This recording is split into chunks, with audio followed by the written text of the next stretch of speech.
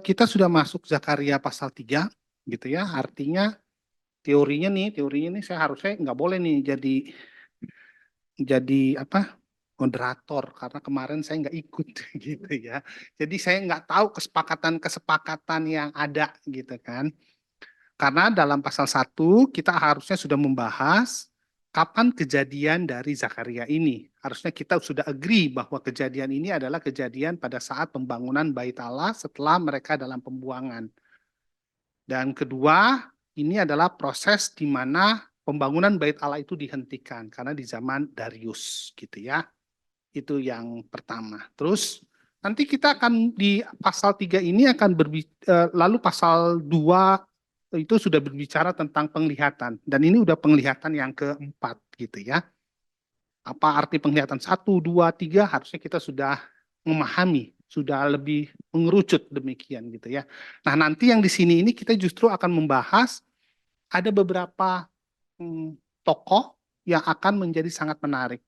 Ada tokoh namanya Imam Yosua gitu ya. Lalu ada tokoh namanya Malaikat Tuhan pakai M-nya huruf besar, T-nya besar, U-nya besar, H-nya besar, A-nya besar, N-nya besar gitu ya.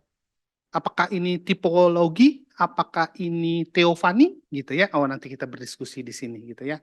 Lalu juga ada kata-kata tunas gitu ya, hambaku tunas gitu ya. Lalu ada juga iblis gitu ya. Ini konsep-konsep yang sangat menarik bagaimana kita memahaminya nanti gitu ya, memahaminya secara eh, mendalam begitu ya. Yang menarik adalah ketika kita baca sabda gitu ya, sabda tafsir, saya agak kaget ternyata sabda itu sudah memasukkan Profesor Bob siapa? Utley, nggak ngerti bacanya Utley gitu ya.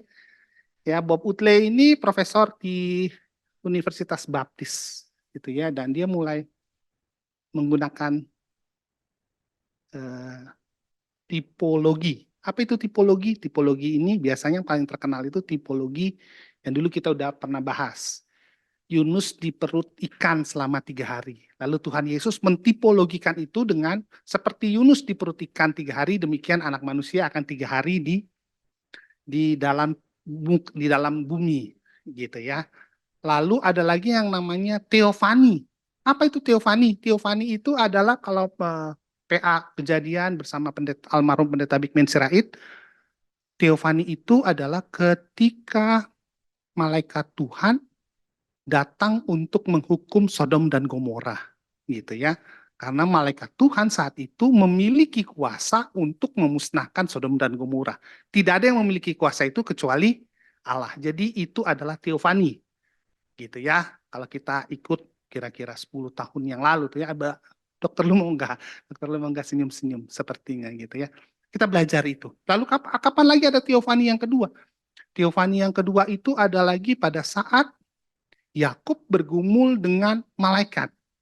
Itulah, maka diyakini bahwa itu adalah teofani Allah yang menyerupai, bukan menyerupai, Allah yang mengambil wujud. Saya santer salah repot nih.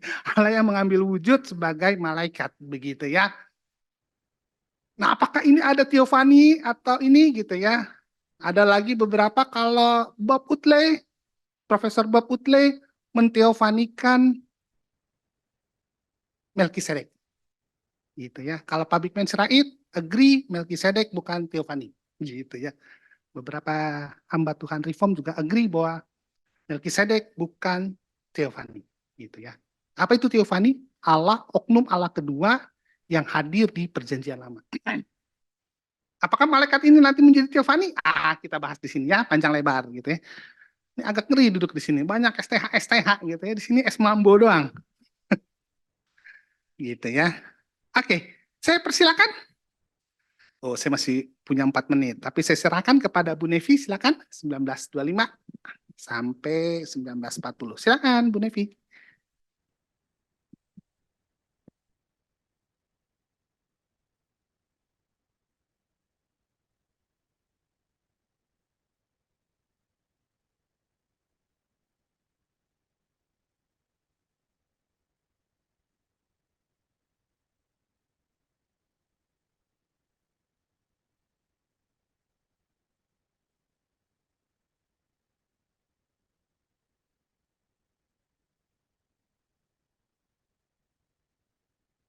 Ya, selamat malam Bapak Ibu, saudara-saudari yang dikasihi Tuhan.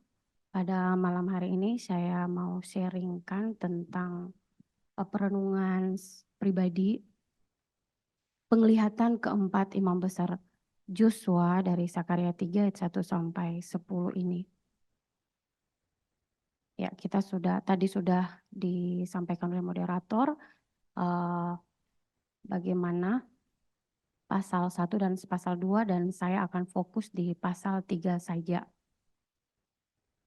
Ketika saya merenungkan firman Tuhan ini, saya membayangkan Sakaria itu sedang berbaring gitu, terus dia mendapatkan penglihatan.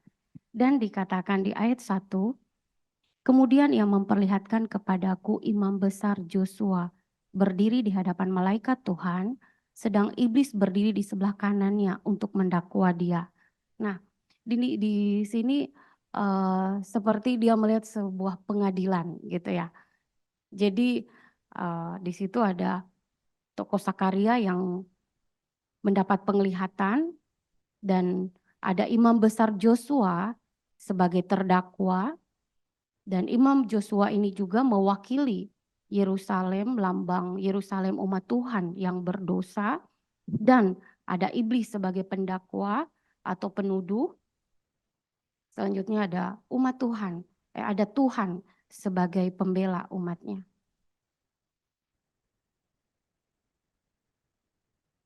Ya, tentu saja kita akan bertanya siapa imam besar Joshua ini ya. Jadi saya belajar bahwa Imam Joshua ini bukan Joshua yang asisten atau yang menggantikan Musa ya, yang memimpin Israel menyeberang Sungai Yordan pada membawa umat Tuhan ke tanah perjanjian tahun 1400 sebelum Masehi. Tetapi Joshua dari Sakaria 3 adalah dia seorang Lewi dan keturunan Harun. Dia putra Yosadak. Ya, dia di Yerusalem pasca pembuangan sekitar tahun 538 sebelum Masehi. Nama Joshua juga muncul sebagai Yesua dan terdaftar sebagai salah satu orang pertama yang kembali dari Babel dalam Nehemia 7 ayat 7, Esra 2 ayat 2 yang berkata, mereka datang bersama Zerubabel, Yesua, Nehemia, Azaria, Ramya, Nahamani, Mordekai, Bizan, Misperet, Biuai, Nehum, dan Bana. Nabi Hagai juga merujuk kepada imam besar Joshua pada tahun kedua pemerintahan Raja Darius. Pada bulan ke-6 pada hari pertama bulan itu, datanglah firman Tuhan melalui tangan Nabi Hagai kepada Zerubabel bin Sealtiel. Nah, pada saat setelah umat Tuhan dari pembuangan ini, yang menjadi gubernur pada saat itu adalah Zerubabel. Dan yang menjadi pemimpin rohani bagi umat Tuhan adalah Joshua putra Yosadak sebagai imam besar di Hagai 1 ayat 1. Nah, jadi Joshua sebagai imam besar memiliki peran yang sangat penting di dalam kehidupan umat Tuhan, ya, dalam proses pembangunan bait suci Tuhan yang di Yerusalem. Nah, Joshua juga sebagai lambang, ya, lambang mewakili Yerusalem umat Tuhan yang berdosa di ayatnya yang ke-1 ini. Dan dinyatakan bahwa imam besar Joshua ini atau umat Tuhan adalah umat yang terdakwa, yang berdosa, dan iblis sebagai pendakwa atau penuduh di sini. Ya, iblis menghendaki Allah murka kepada umat Tuhan. Kita ketahui bahwa umat Tuhan ketika dibuang ke Babel, Tuhan perkenankan mereka, Tuhan izinkan mereka untuk diperbudak oleh orang-orang Babel, dari raja ke raja zaman Babel selama 70 tahun ya. Mereka dijajah oleh bangsa Babel ini. Nah, dan iblis kenapa demikian? Karena mereka mengikuti penyembahan berhala ya, umat Tuhan, ya, orang-orang Yerusalem. Jadi iblis mendakwa, iblis menjadi penuduh bagi umat Tuhan ini. Nah, kita harus tahu bahwa iblis dikatakan dalam bahasa Yunani diabolos, yaitu penuduh, penipu. Iblis mendakwa imam Joshua atau orang-orang pilihan Tuhan agar jatuh ke dalam dosa.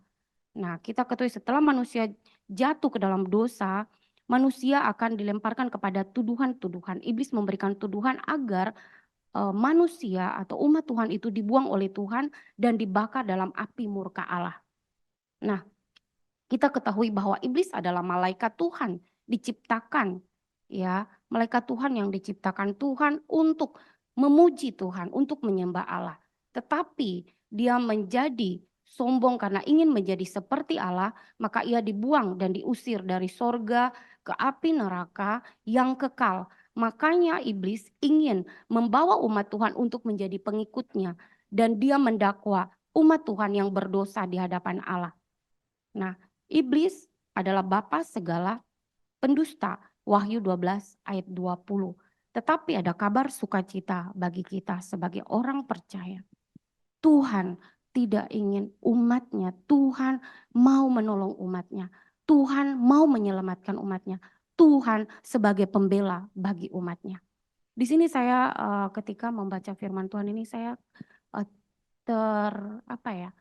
terkagum dengan kemurahan Allah.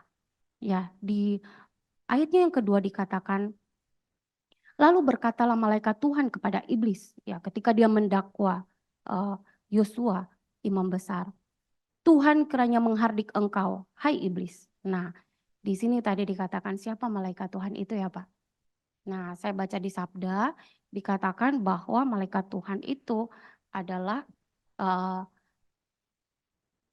Yesus Kristus yang ya di dalam perjanjian lama dia menyatakan dirinya menyerupai seorang malaikat. Lalu berkatalah malaikat Tuhan kepada iblis, Tuhan kiranya menghardik engkau, hai iblis. Tuhan yang memilih Yerusalem. Jadi malaikat Tuhan di sini adalah Allah sendiri ya.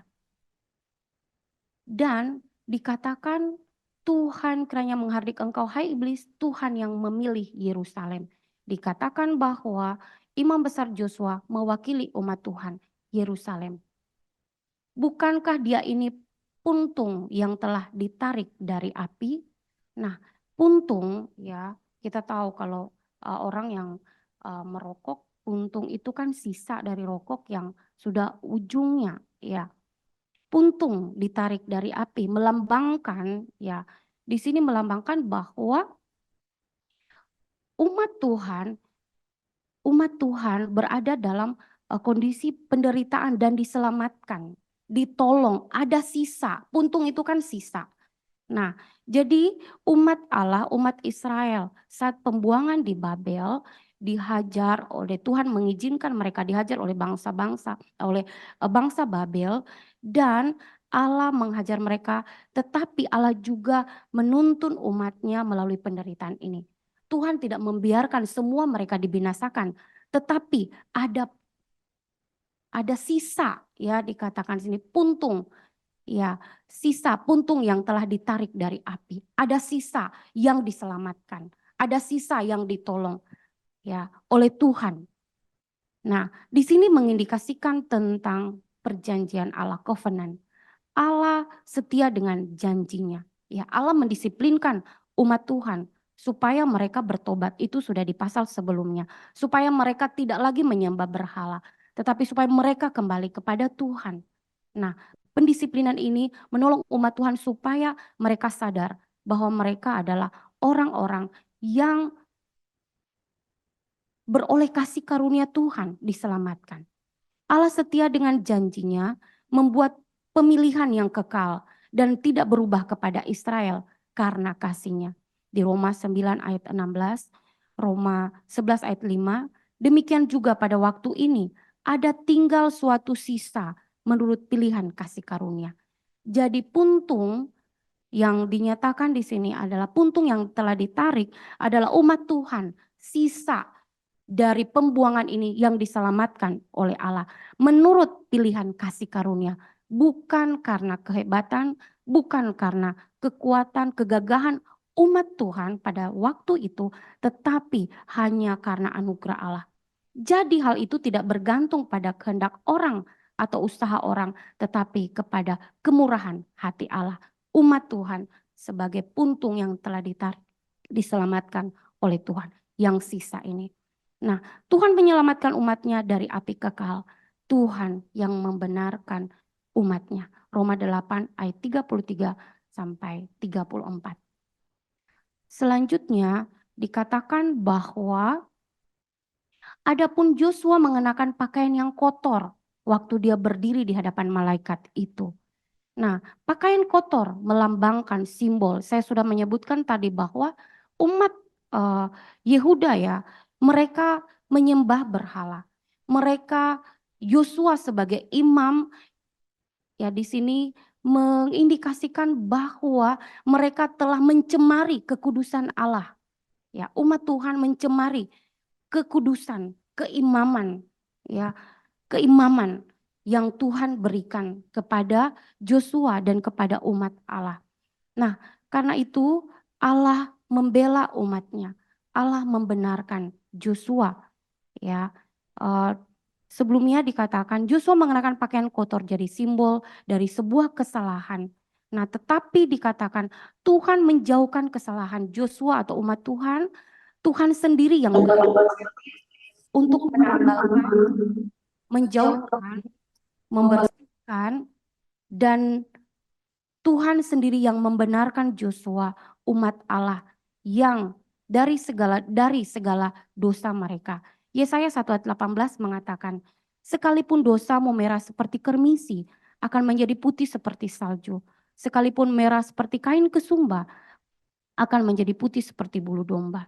Di Mazmur 103 ayat 12 juga dikatakan, sejauh timur dari barat, demikian dijauhkannya daripada kita pelanggaran kita. Mika 7 ayat 19, biarlah ia kembali menyayangi kita, menghapuskan kesalahan-kesalahan kita, dan melemparkan segala dosa kita ke dalam tubir-tubir laut.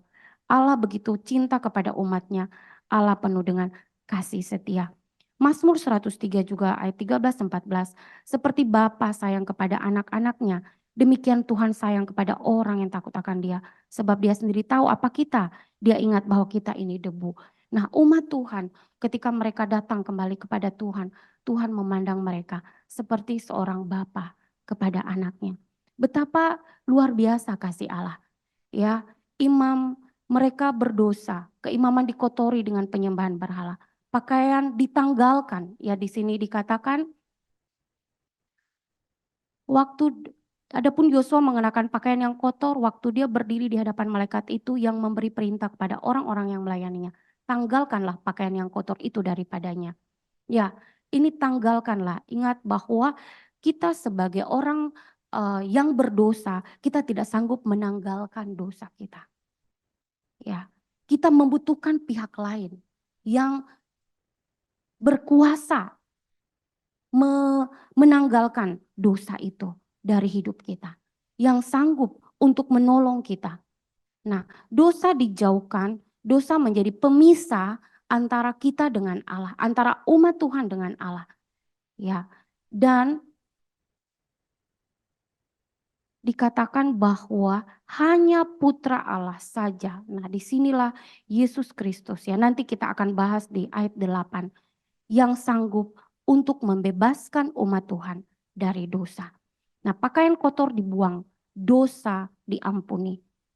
Akhirnya diganti ya, dikatakan dan pakaian kotor tanggalkanlah pakaian kotor daripadanya, dan kepada Joshua ia berkata, lihat, dengan ini aku menjauhkan kesalahanmu daripadamu. Ini luar biasa. Kesalahan kita dijauhkan oleh Tuhan. Kesalahan umat Tuhan pada saat itu dijauhkan oleh Tuhan dari hadapan Tuhan. Aku akan mengenakan kepadamu pakaian pesta. Ini luar biasa. Joshua diberi pakaian baru atau pesta yang bersih. Ini adalah kebenaran Kristus ya yang diberlakukan. Hidup baru, dikusucikan, dikuduskan dia sebagai imam ya. Yosua dan dia dikembalikan kepada jabatannya, disucikan oleh Tuhan, dikuduskan. Yang tadinya pakaian kotor digantikan dengan pakaian pesta. Nah, di sini juga berkaitan dengan kitab ya bilangan ya, bagaimana umat Tuhan ketika umat Tuhan ketika disuruh untuk mengenakan, imam disuruh untuk mengenakan pakaian, dan itu Harun disuruh mengenakan pakaian itu adalah tanda kekudusan, tanda kesucian. Dan Joshua umat Tuhan dibuat Tuhan berpakaian pesta, berpakaian yang bersih, mereka dijadikan baru, disucikan dan dikuduskan. Dan itu juga adalah tanda kemuliaan. Ya. Joshua selanjutnya dikatakan, kemudian ia berkata, taruhlah serban tahir pada kepalanya. Maka mereka menaruh serban tahir pada kepalanya dan mengenakan pakaian kepadanya. Sedang malaikat Tuhan berdiri di situ. Nah, serban baru ini adalah bagian dari alat, ya, pakaian dan semua atribut seorang imam untuk masuk ke ruang Maha Kudus. Nah, Joshua dipercayakan oleh Tuhan dan dia dikembalikan. Ini artinya dikembalikan kepada jabatan imam besar. Ya, sorban tahir adalah bagian dari pakaian imam masuk ke ruang Maha Suci atau Maha Kudus.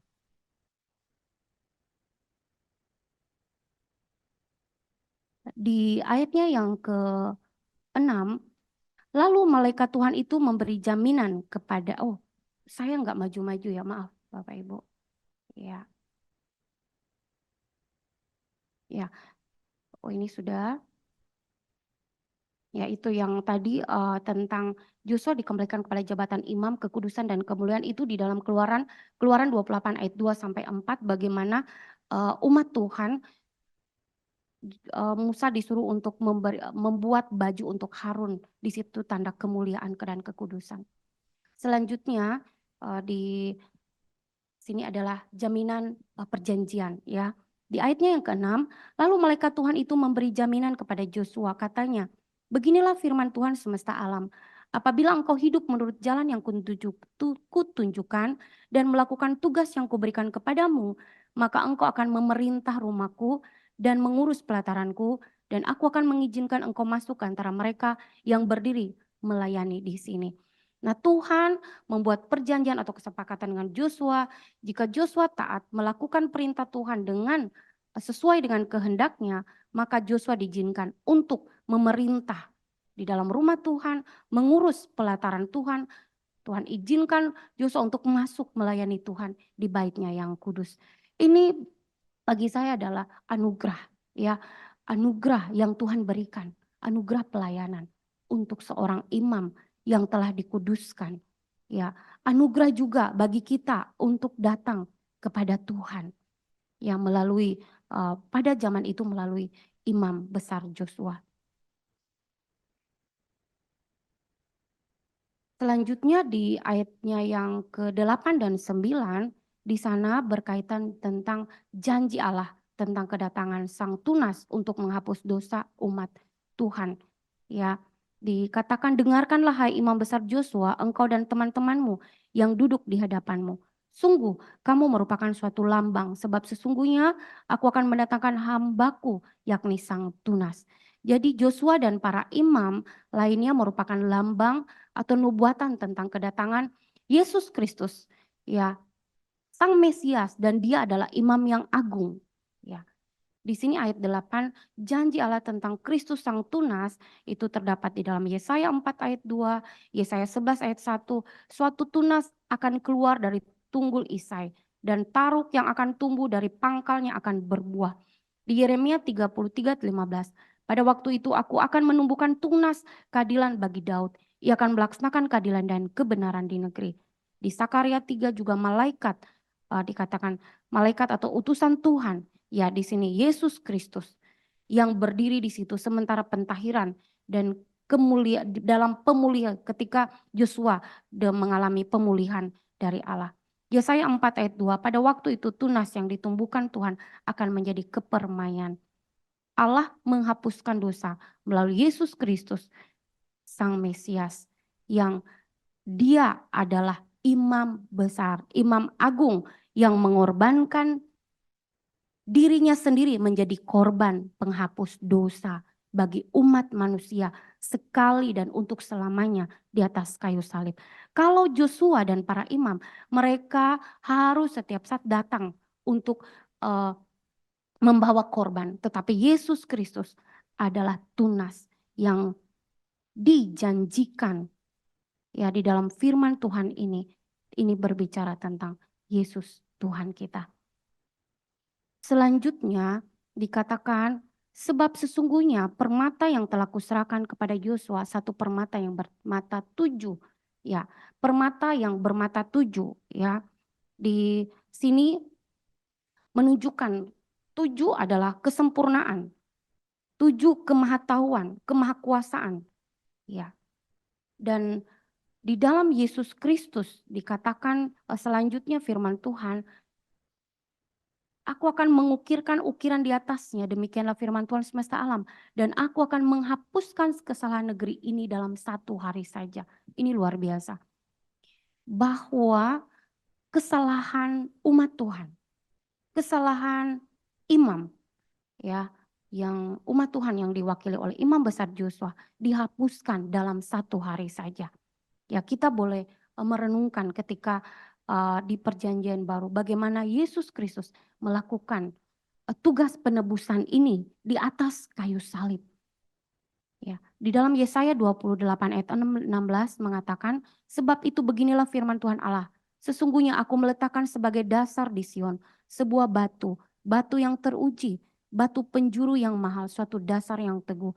Tuhan Yesuslah batu penjuru itu. Tuhan Yesuslah dasar itu.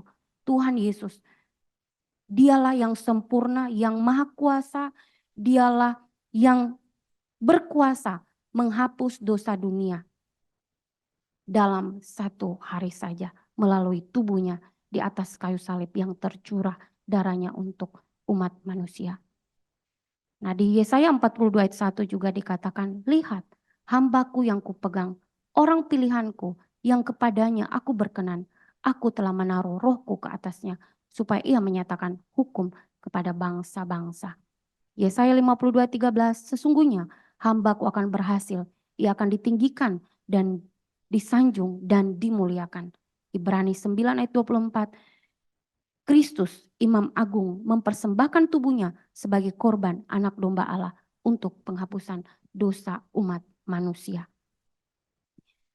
Ya, di ayatnya yang ke-10 di sini dikatakan pada hari itu demikianlah firman Tuhan semesta alam, setiap orang daripadamu akan mengundang temannya duduk di bawah pohon anggur dan di bawah pohon ara. Nah, mengundang. Di sini saya merenungkan bahwa seseorang kalau mengundang seseorang ya, artinya dia menikmati kebaikan ya. Ketika Yosua, ketika para imam ini menikmati kasih karunia Tuhan, ya tentu saja ini tidak hanya disimpan untuk diri sendiri, tetapi ini harus dibagikan kepada orang-orang. Bisa katakan di sini mengundang temannya, ya, mengundang temannya duduk di bawah pohon anggur dan pohon ara. Ingat bahwa pohon anggur ini ya melambangkan tentang berkat, kemurahan, kebaikan Tuhan, dan di sini sebagai orang yang sudah ditebus, orang yang sudah beroleh anugerah kasih, dia harus menyatakan juga kasih itu kepada orang lain. Kemurahan Tuhan harus dibagikan bagi sesama. Ya.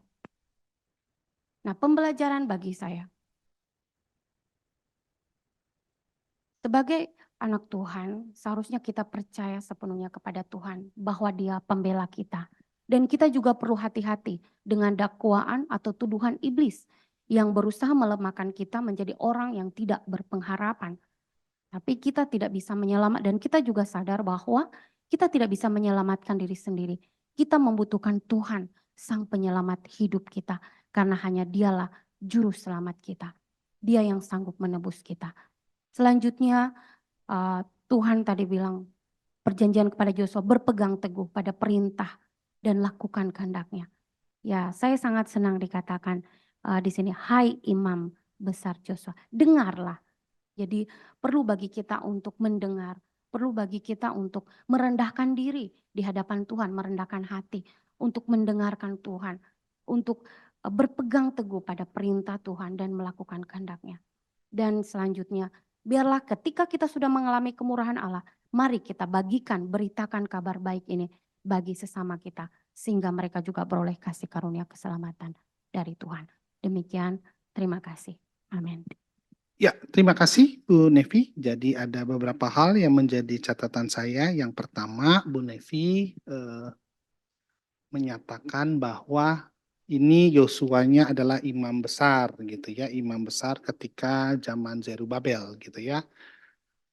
Imam imam besar di Zerubabel bersama dengan Zerubabel gitu ya pada saat Hagai atau pembangunan bait suci yang kedua itu berarti ya, bait suci yang kedua.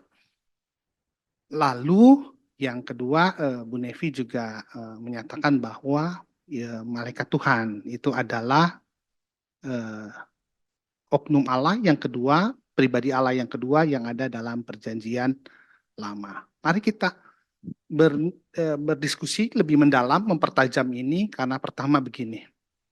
Kalau harusnya kita, tadi saya bilang, kalau kita kan sudah baca di pasal 1, maka kita akan mengetahui bahwa firman Tuhan yang sampai kepada Zakaria itu hampir bersamaan dengan firman Tuhan yang sampai kepada Hagai. Gitu ya. Hagai pasal 1 itu bilang, firman itu datang bulan 9 tahun kedua Darius. Kalau di Zakaria itu bulan ke-8 tahun kedua Darius. Artinya di waktu yang bersama. Kalau benar yang dimaksud adalah imam besarnya adalah imam besar Yosua gitu ya. Imam besar Yosua, maka ini menjadi sebuah penglihatan yang menarik menurut saya. Karena kenapa? Biasanya kan penglihatan itu menjauh di depan. Ini orangnya masih ada, lalu dia dua orang nabi mendapat penglihatan itu. Apa yang kita mau dapat dari situ gitu ya? Saya pikir ini kita perlu perdalam itu. Biasanya kan nubuatan tentang Tuhan Yesus, nubuatan tentang siapa? Oh, penguasa dari Eropa yang akan turun gitu oleh Alexander gitu kan. Oh, itu nubuatan-nubuatan. Tapi ini nubuatan orangnya masih ada. Ini unik menurut saya. Ini kayaknya cuma di sini doang ada. Itu satu. Terus yang kedua, kalau kita agree bahwa malaikat Tuhan itu adalah diidentikan dengan teofani, maka kita harus memiliki bukti-bukti. Gitu ya. Apa dasar kita menyampaikan bahwa itu teofani? Contoh. Kalau tadi kan dalam kejadian Sodom dan Gomora, malaikat itu menjatuhkan hukuman. Yang bisa menjatuhkan hukuman itu hanya Allah. Gitu ya. Maka kita harus meneliti di sini nih. Jangan karena kita bilang kalau anak sekolah minggu boleh tuh, kalau M-nya besar, malaikat dengan M-nya besar itu pasti Tuhan Yesus di masa itu. Kita kan udah gede gitu ya. Ayo kita perdalam. Saya persilakan rekan-rekan yang ada di sini, rekan-rekan yang ada di Zoom untuk berdiskusi ria. Silakan, saya persilakan.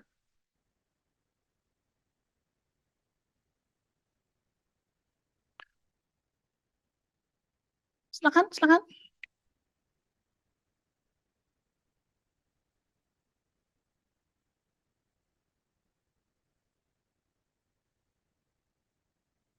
Yang di Wisma Bersama ada Mamela, ada Vera, ada Pak Heri, gitu ya.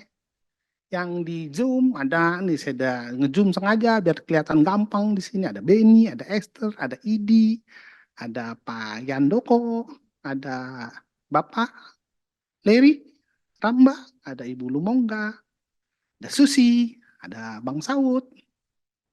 Silakan. Hilang, ada yang hilang, ada yang keluar. Ayo silakan. Nggak perlu karunia penjorokan ini kan ya. Saya pikir tadi menarik gitu ya. Kenapa orang masih ada lalu dikasih penglihatan? Apa yang sebenarnya mau ditangkap dari itu? Dan orangnya lagi itu tuh, lagi ngebangun gereja itu. Gerejanya lagi diberhentikan di tengah jalan gitu kan. Itu kan kisahnya begitu tuh ya. Ini lagi bangun gereja, gerejanya diberhentikan di tengah jalan, dapat penglihatan ini. Gitu. Apa sih yang mau disampaikan? Kalau kita agree bahwa Yosuanya ini adalah Yosua yang bersamaan dengan Zerubabel, gitu ya. Terus yang kedua, ada bukti-bukti bahwa malaikat Tuhan itu memang teofani di situ. Jangan kita M-nya besar kok, berarti harusnya itu Tiofani gitu ya. Itu kalau lagi belajar sama sekolah minggu tuh, boleh.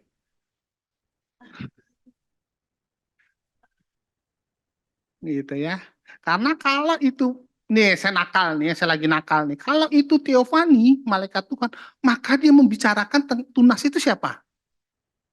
Tuhan Yesus juga. Tuhan Yesus membicarakan Tuhan Yesus kan jadi wah gitu ya. Utle, Profesor Utle itu, Bob Utle agak keberatan dengan itu. Gitu ya. Ayo. Silakan, silakan. Ya. Ih, kok pada diem, keberatan ya soalnya. Ayo, siapa? Yang di WB, yang di Zoom? Silakan, silakan. Boleh nih, siapa aja ini nggak ada yang nyalain nih, biasanya ada yang nyalain gitu. Nggak ada tuh, merah semua tuh.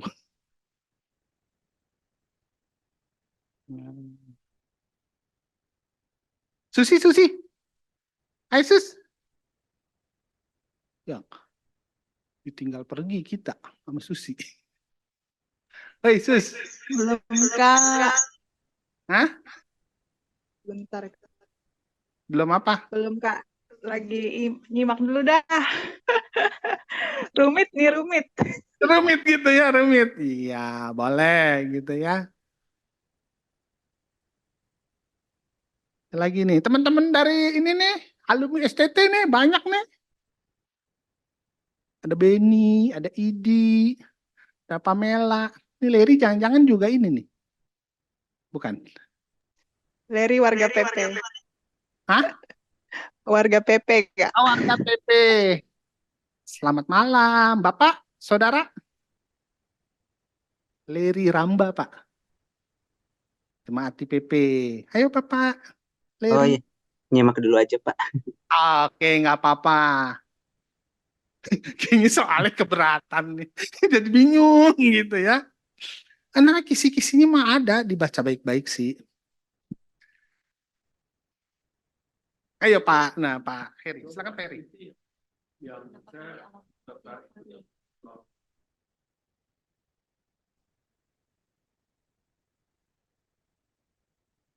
Mike Pak Heri. Sang Tunas, Sudah.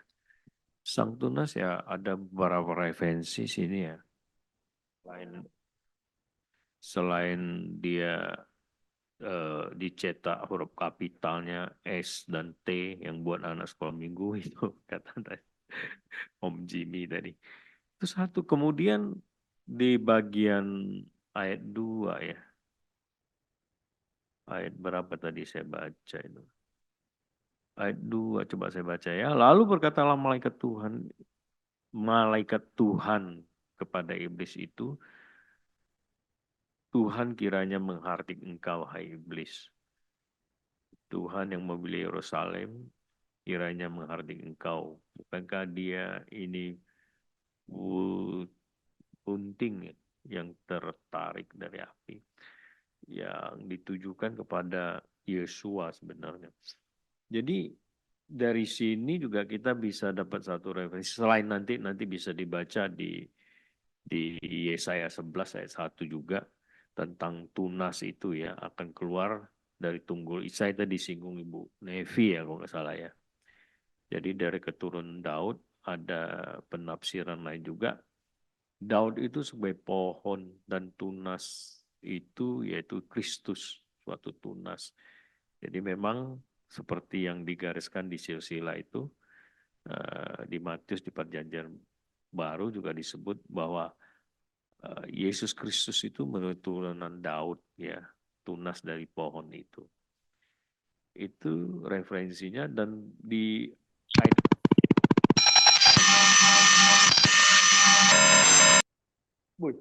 apa ada tank perang. Ya saya lanjutkan.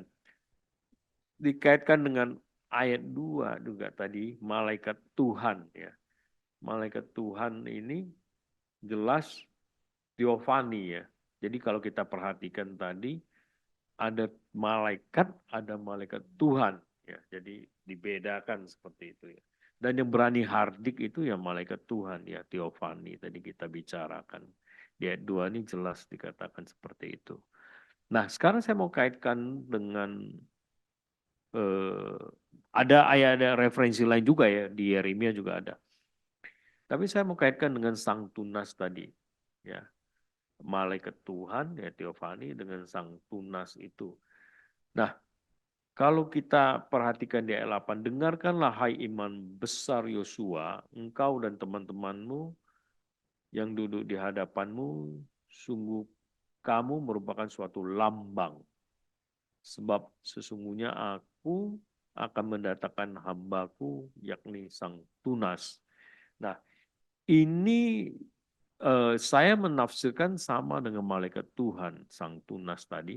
Kalau kita percaya malaikat Tuhan itu tadi teofani, maka sang tunas itu juga menunjukkan bahwa dia adalah Yesus Kristus yang akan datang itu. Ya belum datang, tetapi ini merujuk kepada nubuatan yang akan datang, perjanjian baru. Seperti itu. Kristus akan datang. Jadi sama dengan malaikat Tuhan, cuman malaikat Tuhan teofani karena di dalam perjanjian lama tadi Jimmy tadi sudah di pendahuluan sudah menjelaskan apa ya istilahnya, Tuhan dalam bentuk malaikat hadir di perjanjian lama seperti itu. Nah, sang tunas ini merujuk kepada perjanjian baru nanti yang saya tarik kesimpulannya seperti itu. Apalagi ya? Ada referensi apa lagi ini? Kemudian, nah yang menarik di sini ayat 8 dari awal tadi yang saya baca, dengarkanlah hai imam besar Yosua, engkau dan teman-temanmu yang duduk di hadapanmu, sungguh kamu merupakan suatu lambang. Ya ini menjadi menarik kalau dihubungkan tadi dengan pertanyaan Pak Jimmy lagi soal nubuatan ini biasanya yang akan datang. Ini hadir di tengah-tengah Yosua yang apa tadi? Iya, seperti itu. Hadir. Nah, yang saya tanggap adalah begini. Memang nubuatan itu kan kadang tidak cuman hanya kepada satu waktu tertentu saja, tetapi ada istilahnya, istilah teologinya apa Pak? Kellen tuh pernah ngomong. Jadi nubuatan ini bisa juga double untuk yang akan datang seperti itu. Nah untuk Yosua jelas karena ini bicara kita jangan lupa latar belakang bahwa Zerubabel dan Yosua ini lalai ini setelah pulang dari Babel. Pembangunan bait kedua tadi itu mesti dijalankan tapi stuck ini ya karena ada gangguan dalam negeri ya dari orang Samaria dan lain sebagainya seperti itu yang kita pernah bahas itu juga di Esra di mana lagi di Hagai bahkan kalau kita apa itu namanya flashback lagi ke belakang memang jadi ini sebuah teguran buat Zerubabel dan Yesua sebagai iman saat itu. Nah, yang menarik di sini biasanya kalau kita perhatikan sejarah Israel ini kan mereka nggak ditegur, nggak bertobat nih. Sekarang mereka bertobat nih. Mereka meneruskan pembangunan bait itu bersama dengan umat seperti itu. Nah, ini jadi sesuatu pembelajaran buat kita juga dari sini bahwa memang kesetiaan dan ketaatan yang Tuhan tuntut, maka di ayat selanjutnya dikatakan ya bahwa Tuhan memberi jaminan kepada Yosua, dia akan dipakai Tuhan, ya, bahwa dia akan dipakai Tuhan apabila memang dia setia, taat seperti itu. Jadi ingat saya kalimat yang sama yang Tuhan sampaikan juga kepada Daud. Dan Daud didapatkan kesetiaannya. Nah, Tuhan akan memberkatimu dan menjadikan kamu alat di tangan Tuhan yang luar biasa apabila taat. Hal yang sama juga Tuhan sampaikan kepada Salomo. Salomo cuman sayang tidak taat, makanya disobeklah kerajaannya menjadi 2 kemudian hari. Nah, Tuhan masih sayang, dikatakan Tuhan sayang karena mengingat janjinya sama Daud. Maka tidak disobek waktu Salomo masih hidup. Setelah Salomo mati, baru anaknya gantiin, baru disobek. Saya kira di situ dulu ya, Pak Jim, yang bisa saya sampaikan. Terima Iya, kasih. terima kasih Pak Heri untuk masukannya, gitu ya. Tadi nggak tahu Bapak Ibu perhatiin detail dari Pak Heri gak? Pak Heri memberikan satu clue kenapa itu tadi disebut malaikat Tuhan itu adalah Theophany. Karena malaikat itu berbicara tentang janji. Dan kita tahu janji itu hanya bisa diberikan oleh Allah. Tadi Pak Heri memberikan contoh, 1 kepada Daud, 2 kepada Salomo. Jadi artinya apa? Oke, kita bisa mencekbokkan ini. Oh ya, ini Theophany, malaikat Tuhan di perjanjian oknum pribadi kedua Allah di perjanjian lama. Cek gitu ya. Karena kenapa? Dia memberikan janji. Gitu ya, kita cek di situ 1. Nah, ini karena udah dicek 1, saya mau cek sebelah kiri. Saya kan orangnya gitu, demen. Demen ini. Gitu ya. Yang menarik adalah begini.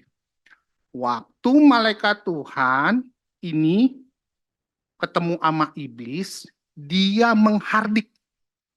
Oke. Lalu kalau kita baca ke Yudas, kita pernah baca gali Alkitab Yudas gitu ya. Kitab Yudas itu yang menarik apa? Siapa yang pernah menghardik iblis lagi? Yang pernah menghardik iblis itu adalah Mikael. Pada saat apa? Pada saat perebutan mayatnya Yosua. Oke? Jadinya apa? Lah yang menghardik itu malaikat nih. Gitu ya. Iya loh, baru 1 udah oke nih. Ini Theophany. Saya tambahkan 1 lagi sebelah kiri. Karena kenapa? Yudas yang kita pernah baca gali Alkitab fix menyebutkan bahwa Mikael, penghulu malaikat itu ketika berebutan dengan iblis, memperebutkan mayatnya Musa, dia hanya menghardik. Karena Yudas itu lagi bicara gini, terhadap orang guru-guru palsu, kamu jangan apa-apain. Malaikat Tuhan aja cuma menghardik gitu. Ibaratnya gitu ya. Nah, oke, makin pusing. 20 menit lagi nih waktu kita nih. Sebelum saya serahkan ke Pak Gelen. Ntar Pak Gelen konklusi aja.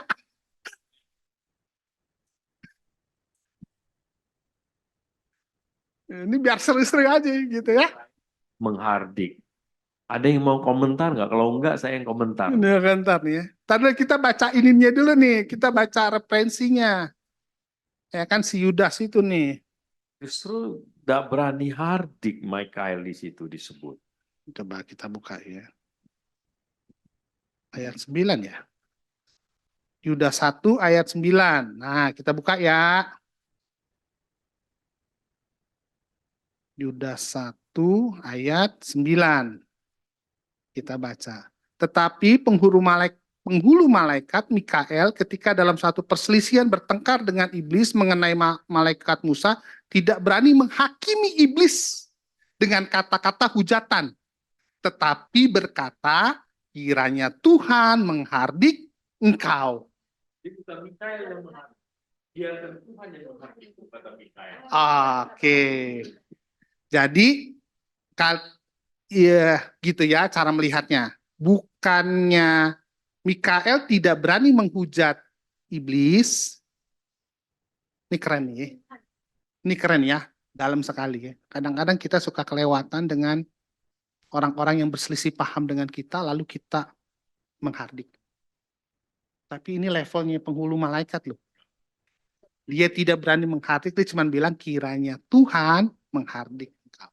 Jadi fix, nih ya udah 2 nih, centangnya pindah ke sini. Inilah artinya kita ber-PA.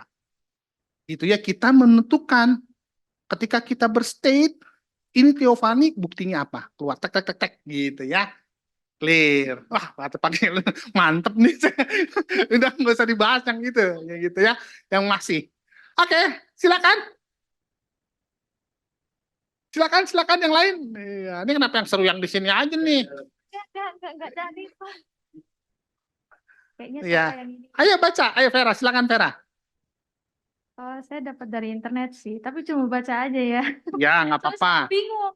Boleh. Ya. Jadi di sini itu dicatat di dalam internet ini ya. Tapi panjang nggak apa-apa ya kok. Ya, nggak apa-apa. Oke.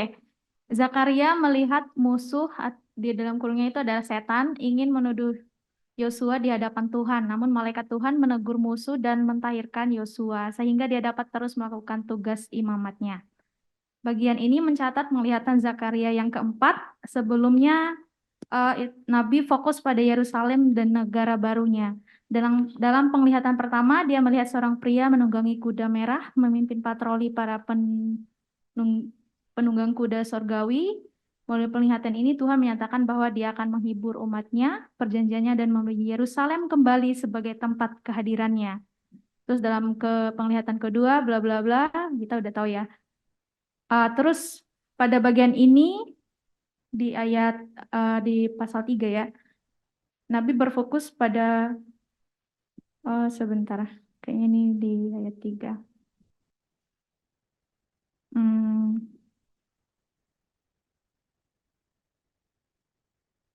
Saya lanjut aja ya.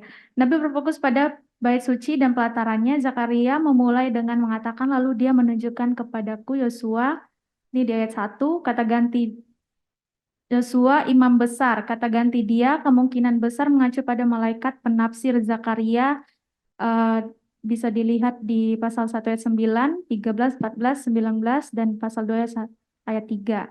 Pada zaman Zakaria, Yosua adalah pemimpin agama Yehuda yang kembali ke Yerusalem bersama orang-orang buangan. Sebagai imam besar, dia mewakili bangsa Yehuda di hadapan Tuhan. Dalam kitab Hagai kita mengetahui bahwa Zerubabel dan Yosua adalah kekuatan di balik pembangunan kembali rumah Allah di Yerusalem. Zakaria melihat Yosua berdiri di hadapan malaikat Tuhan. Ayat 1, gelar malaikat Tuhan mengacu pada utusan ilahi yang khusus. Utusan itu berbicara sebagai Tuhan, mengidentifikasi dirinya dengan Tuhan dan melaksanakan tugas Tuhan. Di dalam Kejadian 16, pasal 7-12, terus bisa dilihat di dalam Hakim-Hakim, pasal 2 ayat 1-4. Berbeda dengan malaikat Tuhan lainnya yang fungsi utamanya adalah menyampaikan pesan Tuhan kepada umat manusia. Malaikat Tuhan dikaitkan dengan Tuhan dalam nama, otoritas, dan pesan. Bisa dilihat dari Keluaran pasal 3 ayat 2, 4, 7. Maksudnya pasal 3 ayat 2, ayat 4, ayat 7, dan juga dari Hakim-Hakim pasal 13 ayat 20.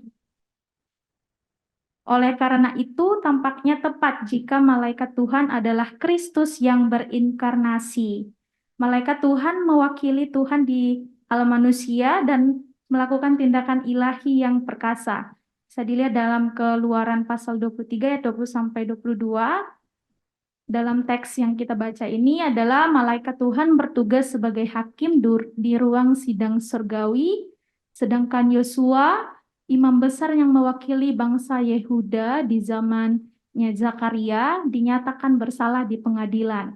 Kemungkinan besar bersifat nubuatan bahwa di sini imam yang berdiri di hadapan Allah bernama Yosua yang merupakan nama Ibrani dari Yesus.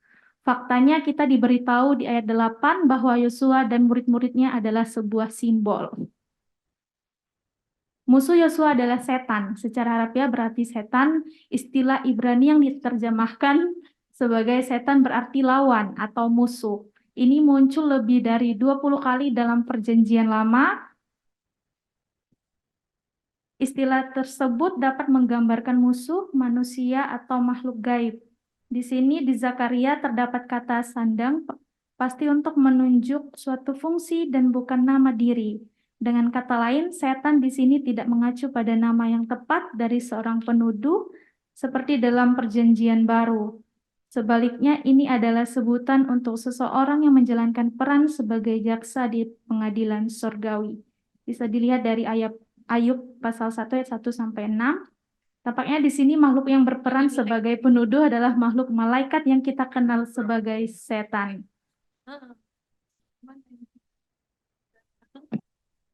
Masih banyak sih, tapi Oke. Ya, ada beberapa hal yang kita tadi sudah agree bahwa itu adalah malaikat Theophany memiliki tugas khusus gitu ya. Tetapi ada beberapa hal tadi yang agak takut kita kepleset. Inkarnasi Kristus pada Perjanjian Lama, Kristus belum berinkarnasi. Inkarnasi Kristus hanya ada setelah Perjanjian Baru. Gitu ya. Jadi jangan kita ini ya. Sebagian besar konsepnya itu ada konsep di Matthew Henry ya. Kalau di Sabda Matthew Henry keluar yang komentari yang seperti itu. Gitu ya. Kenapa Yosua harus diadili? Gitu ya. Tapi ini memberikan satu terakhir sebelum pertanyaan diskusi kita terakhir sebelum kita masuk ke panggilan adalah apakah dalam Perjanjian Lama ada pengadilan? Bukankah Tuhan itu akan mengadili sekali gitu ya? Kalau ini artinya ini kan kalau dari tadi Bu Nevi juga bilang oh ini ada pengadilan. Nih ya kan? Ini ada pengadilan gitu ya. Berarti pengadilannya banyak bener gitu ya. Banyak amat nih Tuhan sidang mulu gitu ya. Iblisnya datang mulu gitu kan. Oke, kita mau berdiskusi ini sebelum 10 menit ke depan sebelum kita lempar ke Pak Galen. Teman-teman STT Makedonia nih, ayo ngomong dong. Ada banyak juga. Ayo Pamela. Oh. Ya ada situ. Ayo. Boleh belajar. kalau saya bertanya ya Pak, Jangan bertanya dulu ini, kita berdiskusi ini.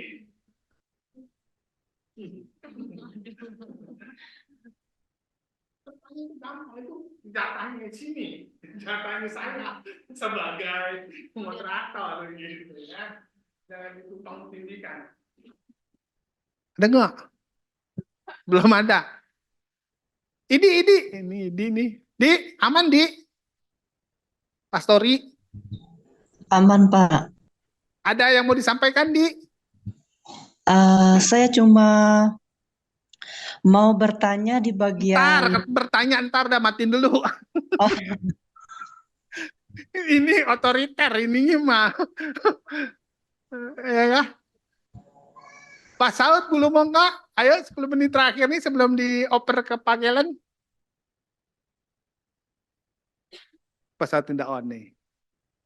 Bukan tuh, siapa yang on? Oh iya ada on. Ayo silakan Pak Saud. Waduh, sebenarnya saya datangnya saja sudah terlambat, ya.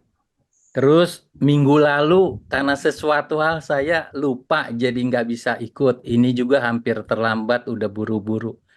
Sebenarnya saya mau bicara, tapi lebih baik yang lain dulu yang nggak jarang bicara lah. Nanti terakhir kalau ada kesempatan baru saya. Begitu Pak Moderator, Pak Jimmy. Silakan. Oke, thank you. Saya kasih yang lain. Ada? Kalau enggak, belum mau enggak? Kalau enggak, Pak Galen, selesai Pak Galen, baru nanti yang tadi mau tanya ya, Pamela sama Idi boleh bertanya gitu ya. Boleh ya Pak ya? Pak Heri, saya rubah dikit gitu ya Pak ya? Ya supaya kita berdiskusi dulu, nanti tanya jawab. Kalau siapa tahu, oh saya mau tanya udah dijelasin sama Pak Galen, jadi nggak perlu tanya gitu kan? Ada? Dokter Lemong enggak?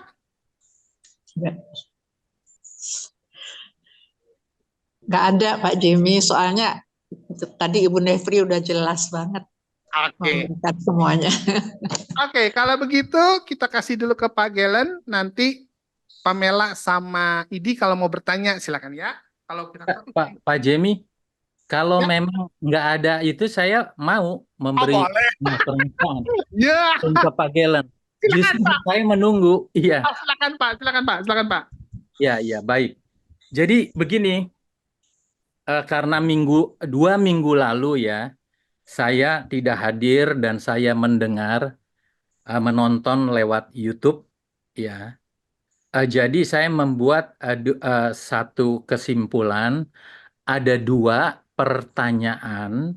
Yang pertama dari Susi, ya. Yang kedua dari Ibu Nevi. Ya, saya jawab mungkin kalau pertanyaan yang pertama sebenarnya di dalam pembahasan PA dari Zakaria pertama, kedua itu sudah jelas. Susi menanyakan tentang timeline, ada dua nabi yang bahkan yang satu bergelar imam, yaitu Zakaria dan Ezra dalam waktu bersamaan. Kok Tuhan mempersiapkan itu ya? Seperti itu.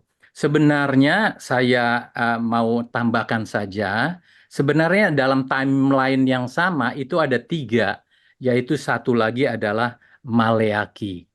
Begitu. Nah, jadi itu satu timeline ya. Konteksnya adalah membangun bait Allah ya. Kemudian dalam penyelesaiannya dan juga pengadaan alat-alat yang ada di dalam bait Allah. Oleh karena ada pengadaan alat-alat itu, maka ada persembahan ya yang harus dipungut. Untuk urusan itu sebenarnya urusan para imam.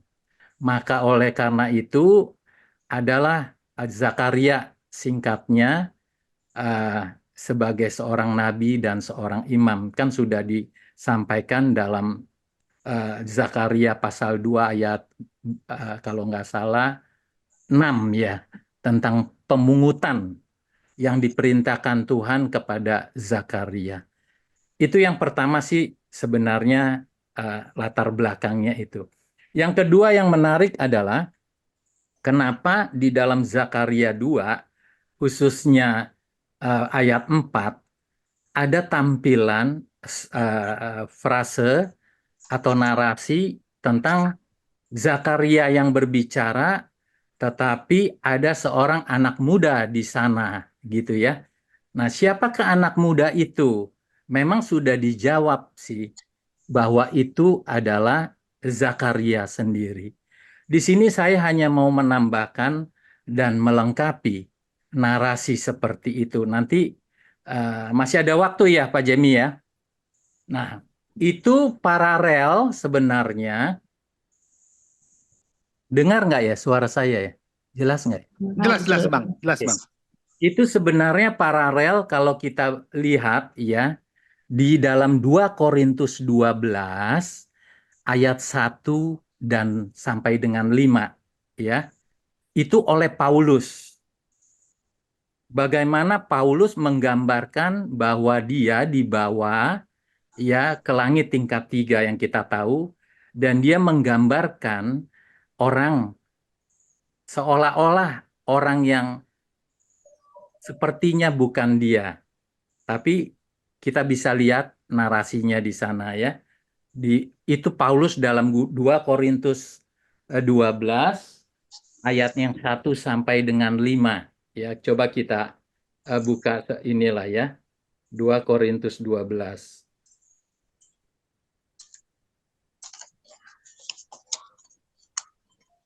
Ini ayat 2 kita mulai ini. Aku tahu tentang seorang Kristen 14 tahun yang lampau, entah di dalam tubuh aku tidak tahu, entah di luar tubuh aku tidak tahu. Allah yang mengetahuinya. Orang itu tiba-tiba diangkat ke tingkat yang ketiga dari sorga. Ya. Yang kelima, atas orang itu aku hendak bermegah, tetapi atas diriku sendiri aku tidak akan bermegah, selain atas kelemahan-kelemahanku. Sebenarnya ini adalah Paulus sendiri. Terus lanjut ya, sebagai bukti-bukti. Matius juga, seorang Matius dalam Matius 10 ayat 3, ia menyebutkan pemungut cukai sebagai dirinya sendiri. Padahal ia adalah Lewi ya, anak Alfeus. Kemudian dalam Injil Lukas ya, Injil Lukas 24 ayat 13 sampai 18 ya. Jadi pada perjalanan ke Emmaus ada 2 orang dari murid-murid Yesus. Di ayat 18-nya seorang dari mereka namanya Kleopas. Nah, yang seorang lagi ini sebenarnya siapa? Itu adalah Lukas sendiri. Kemudian Markus juga. Injil Markus 14, 51 52. Seorang muda yang pada waktu itu hanya memakai sehelai kain linen untuk menutupi badannya, mengikuti Yesus. Mereka hendak menangkapnya, tetapi ia melepaskan kainnya dan lari dengan telanjang. Ya, jadi ini sebenarnya yang tulis adalah Markus sendiri, atau dalam bahasa Ibrani-nya dia sebenarnya Yohanes yang disebut Markus. Dalam bahasa Ibrani Yohanan. Ya, jadi Markus itu sebenarnya seorang Yahudi. Semua Yahudi semua. Konteksnya Yahudi. Nah, supaya Bapak Ibu ketahui, memang kalau kita belajar tentang antropologi budaya dari Yahudi, maka hal tersebut kita tidak kaget. Memang seperti itulah gaya penulisan mereka. Jadi dia menggambarkan dirinya yang disebut ini sebagai adalah Sandi Asmo namanya. Sandi Asmo ini, sandi adalah kode lambang atau password gitu ya. Asmo itu nama. Jadi kalau dalam bahasa yang sehari-hari kita sebut anonim. Hampir penulis Injil semua ini 5, termasuk Yohanes di Pulau Patmos, dia menulis bahwa dia murid yang dikasihi. Jadi ini memang cara penulisan Yahudi yang kita kenal dengan gematria. Gematria itu adalah yang berasal dari kata Yunani gramateia, yang berarti pengetahuan menulis. Nah, gitu. Jadi memang gramateia atau gramatia dalam Ibrani ini adalah pengetahuan menulis. Jadi ada arti-arti dari setiap angka huruf. Tadi Ibu Nevi sudah sampaikan angka 7. Kalau Ibu Nevi nanti belajar gematria, dari 1 sampai semua ada makna, ada arti. Setiap kata-kata, frase-frase saling berkaitan. Nah, makanya ketika ada pernyataan, misalnya dalam Injil Lukas 16 ayat 16, yang pertama dikatakan, jika kamu percaya dan dibaptis, kamu diselamatkan. Kenapa hanya ditulis jika tidak percaya, kenapa nggak ditulis di baptisnya? Ya, kamu akan binasa. Jadi ini jujur sesuatu yang memang kita harus pelajari dalam konteks Yahudi. Jadi understanding Jesus ya itu menurut Jewish context, dia understanding Holy Bible juga dalam Jewish context itu menambah wawasan. Musa audiensnya adalah Yahudi. Yesus Kristus audiens utamanya mulanya Yahudi. Jadi dalam konteks Yahudi. Dalam kata baptisan ketika Yohanes membaptis Tuhan Yesus, memang ini... Sorry Bang Saud, waktunya sudah mau habis. Oke. Sudah oke. Jadi ini yang sangat menarik ketika kita memahami konteks Yahudi, karena Taurat dan kitab para nabi berlaku sampai zaman Yohanes, Lukas 16 ayat 16. Ketika Yesus dibaptis, ini berkaitan dengan PA yang sebelumnya. Caranya bagaimana? Cara Yahudi yang membaptis orang Yahudi, yang dibaptis juga Yahudi. Jadi itu sudah sangat jelas. Disinilah yang kita harus belajar memahami. Jadi untuk menafsir atau memahami ayat, memang perlu menambah wawasan. Demikian Pak Moderator. Oke, terima kasih. Saya persilakan Pak Gelen. Ambil 2 menit sampai 20.45 gitu ya. Nanti mungkin 5 menit kalau Idi atau Pamela mau bertanya. Silakan. Ya, terima kasih Penatua Jemi. Ya, apa yang mau saya sharingkan udah hampir semua sudah dibahas ya. Tadi seperti adegan pengadilan kan di ayat 1, iblis mendakwa. Memang tidak ditulis dakwaannya apa, tapi memang kebanyakan dosa orang Israel adalah jatuh dalam penyembahan berhala. Maka iblis di sini di ayat 1 mendakwa, ya, mendakwa bahwa eh, ini tentu pakai imajinasi ya, karena dari pembelaan malaikat Tuhan itu kita bisa menduga apa yang didakwa sama iblis, bahwa pasti ini tidak layak, apalagi ini terkait nanti ketika Tuhan membela. Ya, maka ketika iblis mendakwa menyerang Yosua, tentu bukan hanya sebagai pribadi, tetapi karena dia mewakili bangsanya, ya, mewakili bangsa Israel yang baru kembali dari pembuangan. Ya, maka iblis menganggap penting untuk meruntuhkan wakilnya dulu nih, imam besarnya. Karena kalau imam besarnya nanti dinyatakan bersalah, maka yang diwakilinya juga bersalah semua. Nah, tetapi kalau imam besarnya nanti dibenarkan oleh Tuhan sebagai hakim, maka yang diwakilinya juga bisa dibenarkan juga. Ya, karena itu iblis dengan gencar mendakwa. Ya. Nah, kemudian Tuhan memang nanti di ayat berikutnya akhirnya membela, ya. Nah, di ayat kedua sini menarik. Kalau di terjemahan bahasa Indonesia tetap pakai kata malaikat Tuhan, sama dengan di ayat 1. Tapi kalau dilihat dari terjemahan bahasa Inggris di beberapa yang saya lihat, King James Version, New American Standard Bible, NIV, NET, itu bukan pakai the angel of the Lord, ya, tapi pakai the Lord langsung. Bahkan American Standard Version pakai kata Jehovah, ya, terjemahan bahasa Inggris. Jadi di ayat 1 dibilang malaikat Tuhan, M besar, tapi kalau bahasa Inggris angelnya A-nya kecil. Ya, kalau di bahasa Indonesia M-nya besar. Tentu ini udah terjemahan ya. Kalau udah M besar tadi, bukan anak sekolah minggu aja, waktu saya di STT juga dulu diajarin dosen gitu. Dulu diajarin dosen gitu. Kalau M-nya besar, itu berarti Theophany atau Kristofani. Wah, ternyata di GRI lebih advance daripada di STT saya. Kalau sini anak sekolah minggu yang diajarin gitu ya. Dulu saya mahasiswa STT diajarin gitu. Tapi enaknya jadi gampang, buruknya jadi nggak mikir. Pokoknya patokannya M besar atau M kecil. Saya dulu nggak cek bahasa Inggris. Rupanya bahasa Inggris ini angelnya A-nya kecil. Giliran di terjemahan bahasa Indonesia M-nya besar.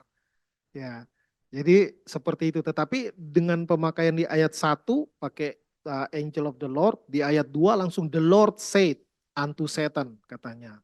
To Satan, ya. Nah, di sini kelihatannya ada penggunaan kata malaikat dan Tuhan seperti bisa dibolak-balik, ya, interchangeable, ya, bahasa kerennya gitu. Bisa pakai kata malaikat Tuhan, bisa pakai kata Tuhan. Makanya saya juga cenderung kepada ini Kristofani, ya. Jadi bisa membicarakan seperti ada banyak Tuhan di sini, karena nanti dibilang Tuhan, kiranya Tuhan menghardik engkau. Aku Tuhan ngomong sama Tuhan. Ya, ini tentu misteri ya, sama kayak kita. Marilah kita menjadikan manusia gitu kan. Kan bingung. Ya, kita kok tunggal. Ya, tunggal kok kita. Ya, tetapi itulah keunikan Allah Tritunggal. Ya. Di sini sebenarnya ketika Tuhan akhirnya membela Yosua, imam besar itu bukan karena iblisnya memfitnah, ya.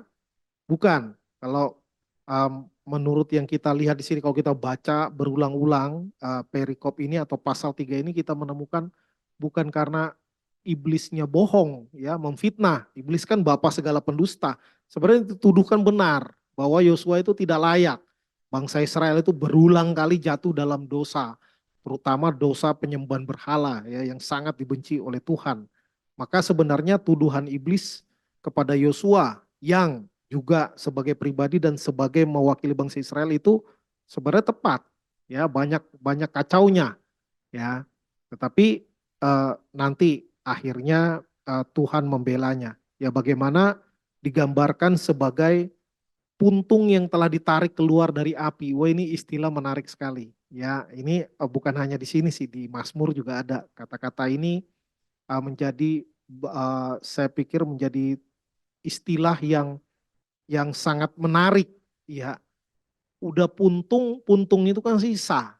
Ya, udah sisa, udah di api dia, bukan nggak jadi ke api, udah di api, hanya belum hancur lebur, belum habis total. Ya, jadi ya kalau bahasa sekarang mungkin cemong-cemong ya, mukanya hitam-hitam gitu lah ya kalau kita bilang ya. Udah nggak utuh, udah nggak bagus. Ya ada istilah lain yang buluh yang telah terkulai tak akan dipatahkannya. Ya sumbu yang telah terbakar tak akan diputuskannya, kayak gitulah. Jadi intinya menekankan bahwa Yosua sebagai imam besar pun, ini imam segala imam nih ceritanya nih kan. Dia tuh seperti puntung. Apalagi yang bukan imam besar. Apalagi yang umat biasa. Udah kayak apaan itu. Ya, imam besarnya aja yang derajatnya paling tinggi di kerohanian dibilang seperti puntung yang telah ditarik keluar dari api. Ya, tapi dia pun dianggap bukan apa-apa dan bukan siapa-siapa. Maka di sini kita mengerti hanya oleh anugerah dan belas kasihan Tuhan, maka ada sebagian orang yang tidak binasa, ya, bukan karena dia imam besar maka dia hebat, enggak. Itu semua karena anugerah Tuhan. Tadi Ibu Nevi udah jelaskan panjang lebar dan cukup mendetil, pakaian itu simbol dari dosa. Nah ini menarik karena di sini tidak dikatakan Yosua menanggalkan pakaiannya lalu dia cuci sampai bersih. Enggak. Ya, di sini yang kotor udah kotor. Di sini ayatnya menjelaskan bahwa Tuhan yang perintahkan. Suruh tanggalkan pakaiannya. Ya, tanggalkan. Dia nggak bisa tanggalkan sendiri. Ya, tentu ini penglihatan ya. Penglihatan di sini membuat kita mengerti bahwa dosa itu tidak bisa dibereskan oleh orang berdosa. Ya, orang berdosa tidak bisa mencuci dosanya sendiri. Nggak bisa. Harus ada kehendak Tuhan. Ya, harus ada tindakan yang Tuhan lakukan. Bukan dari orang berdosa itu sendiri. Jadi di sini Tuhan membenarkan Yosua dengan menanggalkan pakaian kotoran dan memakaikan pakaian pesta, ya. Jadi diganti. Jadi dosanya itu udah dilepaskan, dihapuskan, lalu dikenakan jubah kebenaran Kristus kepadanya yang digambarkan sebagai pakaian pesta. Makanya jadi sukacita dong. Ya, kalau pakaian kotor kan itu auranya sedih, ya, sedih, hina. Ketika pakaian pesta nggak mungkin jorok, itu pasti bagus, ya, berkilau. Maka auranya itu bahagia. Ya, maka seperti itulah Tuhan memakaikan jubah pembenaran Kristus kepada umat tebusannya. Ya, bukan karena orangnya, tetapi karena anugerah Tuhan. Ya, ini ya ini yang saya bilang barusan ya, sudah. Bahwa kemudian yang di ayat berikutnya, ini menarik ya, tadi udah dijelaskan juga sama Ibu Nevi bahwa serban itu adalah penutup kepala ya, yang hanya digunakan oleh imam, khususnya imam besar ketika masuk ke ruang kudus maupun ruang maha kudus. Nah ini pakaian khusus yang dikenakan kepada imam. Ini juga menggambarkan bahwa setelah diperbarui, setelah dibenarkan, maka baru disuruh melayani Tuhan. Ya, dan melayani Tuhan dengan apa? Dengan kelengkapan yang ada. Ya, konteksnya di sini pakai serban dan menggunakan pakaian, tentu jubah imam. Ya, di sini. Kemudian, nah ini menarik. Lalu yang tadi dijelaskan Ibu Nevi juga, di sini saya mengerti bahwa ketika Tuhan menganugerahkan selalu ada tanggung jawab yang menyertainya, ya, yang harus diemban dengan penuh ketaatan dan pengabdian. Di sini dibilang apabila engkau hidup menurut jalan yang kutunjukkan dan melakukan tugas yang kuberikan kepadamu, maka engkau akan memerintah rumahku dan mengurus pelataranku dan aku akan mengizinkan engkau masuk ke antara mereka yang berdiri melayani di sini. Ya, jadi bukan karena prestasi maka Tuhan memberikan sesuatu sebagai imbalan. Tidak. Tuhan membenarkan dulu, lalu menguduskan, lalu Tuhan memberikan tanggung jawab. Disuruh kita meresponi anugerah Tuhan dengan apa? Ya salah satunya tentu dengan ketaatan, dengan pengabdian, dengan pelayanan. Ya itu yang Tuhan mau. Jadi kita tidak menganggap remeh atau menganggap enteng anugerah Tuhan. Ya. Nah, kemudian kata hamba dan tunas. Ya, tadi ini juga sudah dibaca malah ayatnya sama Ibu Nevi ya. Ini adalah istilah-istilah yang umum digunakan di PL yang merujuk kepada Mesias. Ya, hamba, apalagi di Yesaya 52 itu kan, hamba yang menderita. Ya, kemudian kata tunas ya akan keluar dari tunggul Isai, tadi Pak Heri juga sudah menyebutkan ya tentang ini di ayat ke-8 ya. Aku akan mendatangkan hambaku yakni sang tunas. Ya, di sini kembali lagi S-nya besar, T-nya besar. Ya. Gitu. Di terjemahan bahasa Indonesia ya. Kalau di bahasa Inggris juga besar juga tapi hanya kata branch kayak cabang jadinya ya. Nah, itu maksudnya sama. Maksudnya sama. Nah, tadi juga udah disinggung bahwa seringkali nubuatan ini mengandung penggenapan ganda, ya.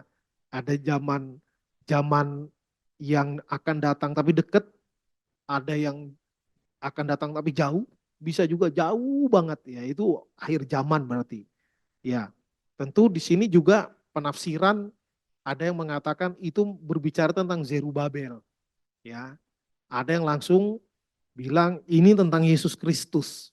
Ya, maka bisa jadi dua-duanya, ya seperti saya katakan tadi kepada Zerubabel untuk konteks dekat, ya, tetapi kemudian karena Zerubabel juga keturunan Daud, ya, keturunan Daud juga, Yesus juga keturunan Daud, maka Zerubabel seperti penggenapan pertama, tetapi kemudian penggenapan paripurnanya mengacu kepada diri Yesus Kristus. Dan ayat ke-9 ya di terjemahan kita TB pakai kata permata saja ya.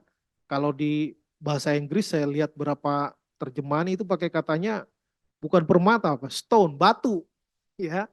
Yang batu. Bisa juga batu permata. Jadi ini entah permata entah batu sih sama-sama bisa sebenarnya. Ya kalau permata itu kan juga bagian dari kelengkapan jubah imam. Ya, imam apalagi imam besar.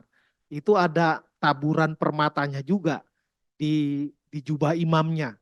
Ya, tetapi kalau kita pakai kata stone atau batu, ini juga banyak juga. Ya, ini juga bagian dari Mesias juga. Ya, pemaknaan Mesias pakai kata batu juga. Selain tadi tunas, ya dan hamba. Ya, dikatakan batu yang sudah dibuang itu menjadi batu penjuru. Ya, ada di Mazmur, ada di Matius, ada di 1 Petrus 2 ayat 6. Ya, jadi ini juga istilah untuk mengacu kepada Mesias, ya, mengacu kepada Mesias. Kemudian, nah duduk di bawah pohon anggur dan di bawah pohon ara, ini menggambarkan situasi yang damai, tenang, makmur, ya kan? Karena kalau udah duduk-duduk apalagi dibilang mengundang teman-teman. Ya berarti itu pasti tidak dalam keadaan perang. Ya sudah lewat masa pembuangan. Kalau pembuangan duduk-duduk dimarahin sama mandor yang mempekerjakan mereka sebagai tawanan perang. Ya kan? Maka ini berarti suasananya udah enak nih. Udah enak. Tadi Ibu Nevi juga menggambarkan ini kalau di konteks kekinian atau di PB ya mengundang. Ini seperti ngajak orang datang kepada Tuhan untuk menikmati sukacita, ya, karena sudah diampuni, lalu sudah diberikan kesempatan istimewa untuk melayani, ya, kemudian tindak lanjutnya adalah mengajak, ya, mengajak orang lain untuk menikmati apa yang sudah kita nikmati duluan, ya, supaya semua orang juga mengalami.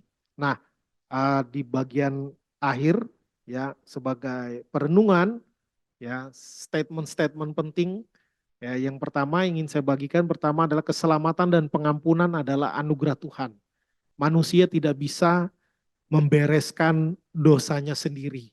Ya kalau mengandalkan kekuatan diri sendiri pasti gagal, dijamin.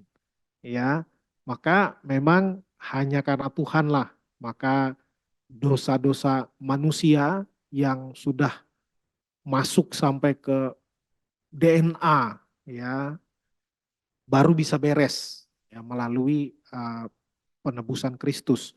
Apa yang dikerjakan oleh imam ya termasuk imam besar di hukum Taurat itu kan rutin dilakukan setiap tahun. Artinya apa? Artinya memang tidak tuntas. Tiap tahun harus diulang, tiap tahun harus diulang ya. Pakai korban penebus dosa, korban yang penghapus salah itu rutin dilakukan. Maka memang hanya Tuhan Yesus yang bisa mengerjakan sekali untuk selama-lamanya. Ya, untuk yang sebelum, untuk yang sedang dan untuk yang akan datang, ya. Tapi jangan kita bersikap curang. Oh, untuk yang akan datang berarti dosa yang belum saya lakukan udah ditebus. Kalau gitu saya berdosa aja. Wah, itu bahaya itu. Korslet otak kita kalau begitu. Ya. Nah, lalu ini menarik. Jika imam besar Yosua saja didakwah oleh iblis, apalagi kita, ya, apalagi kita. Jadi jangan pernah berharap bahwa iblis tidak mendakwa kita. Ya, kelas imam besar saja didakwa, apalagi orang biasa, apalagi jemaat awam. Nah, menghadapi dakwaan iblis ini pun imam besar Yosua di sini di ayat yang kita baca dia nggak berbantah-bantah, ya karena apa? Iblis pengalaman ribuan tahun ya mau main pasal ayat sama iblis jago dia, ya kuasa Tuhan sendiri yang bisa mengalahkan, ya makanya tadi langsung the Lord said ya to Satan katanya Tuhan sendiri yang langsung ngomong ke setan karena kalau manusia biasa yaitu kalah pinter sama setan. Ya. Nah, maka apapun yang kita kerjakan termasuk pelayanan kita pasti iblis tidak senang, ya. Kalau iblis santai-santai kepada kita, jangan-jangan kita dianggap teman sama iblis. Ya, iblis tahu kita cuma bergaya doang pelayanan padahal kita kawannya. Ya. Tapi kalau iblis terganggu dengan apa yang kita kerjakan, akan mengira kita berarti udah benar itu. Ya, maka kalau pelayanan nggak ada masalah, jangan-jangan ya kalau quotes dari Pak Bigman kan bilang, jangan-jangan kamu sedang melakukan hobimu katanya, gitu ya. Tapi kalau pelayanan itu banyak gangguan, apalagi iblis turun tangan, wah berarti kita sedang dipakai Tuhan untuk mengganggu hegemoni iblis di dunia ini. Ya kemudian anugerah Tuhan sepantasnya diikuti dengan ketaatan, pengabdian, dan pelayanan. Ya seperti imam besar Yosua. Dia terlebih dahulu dibela, diampuni, lalu dilayakkan oleh Tuhan. Ya, kemudian Tuhan meminta dengan kasih. Ya ini tuntutan dengan penuh kasih. Ya jika engkau taat, setia, ya lalu diberikan kembali itu kesempatan istimewa untuk mengabdi dan melayani Tuhan. Dan yang terakhir, ajaklah orang lain untuk mengalami anugerah keselamatan dan pengampunan dari Tuhan. Ya, kalaupun kita bersaksi kepada orang lain bukan supaya cerita kita spektakuler, maka kitanya yang naik, bukan. Ya, tetapi Tuhannya yang harus ditinggikan. Dan kita hanya menjadi pengajak-pengajak saja ya untuk membawa orang mengalami keselamatan dan pengampunan dari Tuhan ya seperti yang sudah kita alami, maka kita bersaksi dan mengajak orang lain untuk mengalami hal yang sudah kita alami. Ya, demikian yang bisa saya sharing.